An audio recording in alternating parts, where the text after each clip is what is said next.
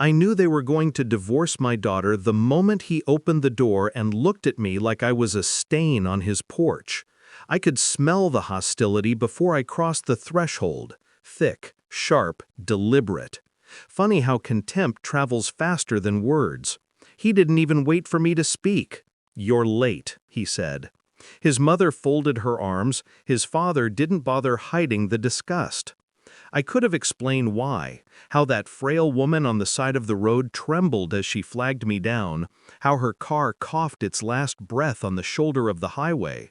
But I wasn't asking for sympathy, not from them. I only needed 10 minutes. 10 minutes to deliver what I came for. Instead, they shoved me back out onto the porch as if I were stray trash blown in by the wind. "Come back when you learn respect," his mother snapped. He slammed the door before I could even wipe the grease from my hands.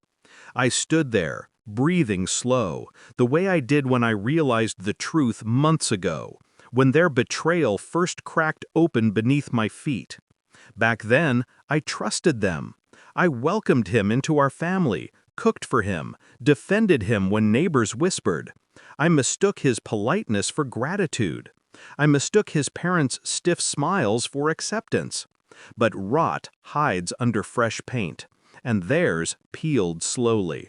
It started with the way my daughter flinched when her phone buzzed, the way she insisted she was fine, the way he started avoiding family dinners, citing work, though his cologne lingered too strongly for someone who'd been at an office. Then came the slip, a message preview glowing on her phone when she left it next to me. "Tell your mother to stop interfering. After next month, she won't matter." After next month. Cold, coded, confident. I didn't confront them, not yet. I just studied, listened, waited. And when the truth surfaced, his plan to push her into signing over the assets left by her father, encouraged by his parents, I didn't break. I sharpened. Revenge doesn't require fire. It requires patience. I documented everything. Screenshots, bank transfers, phone records. I visited lawyers quietly, like someone planning a will rather than a war. I told my daughter nothing until the ground beneath her was safe enough not to collapse. By the time they thought they had cornered her financially, I had already moved everything out of their reach, quietly, legally, perfectly timed. Today was supposed to be their victory lap, the day they cornered me, blamed me, exiled me, and presented her with the inevitable divorce papers. They wanted me humiliated, removed, discredited. I let them believe they'd already won. That was part of the plan. On that porch, their door still vibrating from the slam, I didn't knock again. I just waited. 1 minute, 2, 3. Then I heard it, the familiar shaky voice of the woman I'd helped earlier. "Excuse me," she said, stepping past me. "Is this the Martinez house?" His mother opened the door, all sugar now. "Yes, can we help you?"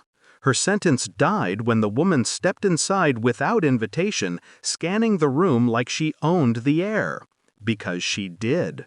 They didn't recognize her. Of course they didn't. People like them never look long enough to recognize anyone below their imagined tier. But I knew who she was the moment she handed me her work gloves on the roadside. Judge Eleanor Hart, State Civil Court, known for rulings that reshaped family law, known for despising manipulation. She'd asked my name while I tightened her battery cables. I didn't hide anything. I told her why I was heading to this house. I didn't embellish. I didn't ask for help. I think that's why she followed me. Now she stood in their living room, wiping dust from her blazer. "I believe," she said, her voice cutting clean through the air, "you were about to present Mrs. Ramirez's daughter with some documents. I'd like to see them." His father stuttered. His mother paled. My son-in-law swallowed like a man watching his own noose tighten. Judge Hart scanned the papers they'd prepared, the illegal coercion, the forged timelines, the asset claims based on lies they never expected to be challenged. Her expression changed, inch by inch, from neutral to lethal. "This," she said slowly, "is fraud." Their silence cracked. My son-in-law reached for the papers as if he could undo them. Judge Hart pulled back. "Sit," she commanded. They obeyed instantly. I didn't gloat. I didn't smile. I let the weight land on them the way their contempt had landed on me earlier. Heavy, sharp, undeniable. Within an hour, they were facing legal repercussions they never imagined. My daughter arrived halfway through, stunned but safe. I had already insulated her from the fallout. All she had to do was breathe. As we left their house, my son-in-law reached for her. "Please, we can fix this." She stepped back. "No," she whispered.